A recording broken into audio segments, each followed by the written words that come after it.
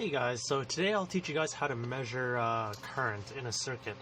So, as you can see in this diagram here, measuring current is actually different from measuring voltage.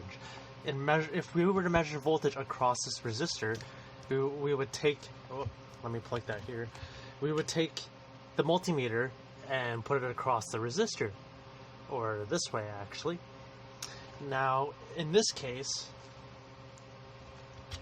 when we're measuring current, make sure you plug the multimeter into the current measuring section of the multimeter, not the voltage and resistance and other things. So I'm going to plug mine into here, and obviously you set your current to the range that you expect your current values to be. In my case, it'll be about milliamps, so I'll put it into the milliamp section. Okay, and as the diagram here isn't very clear on how to measure it, but how you do it is, so these two leads here are from my power supply. So I would take the negative, connect it to the negative of my breadboard. Okay, then I would take the positive, and instead of connecting it into the positive of my breadboard, I would hook it up to the positive of my multimeter, like that.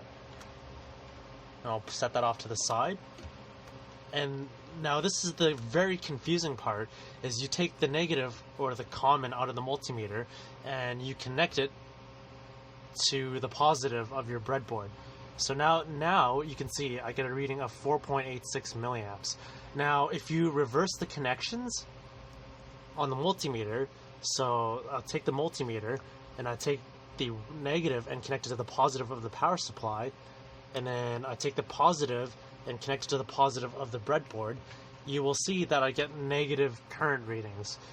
In your ELEX1105 lab, if you get a negative current reading, you can either take the absolute value of that current reading and you'll get your answer, or you can reverse the connections on your multimeter for measuring current, or reverse the polarities.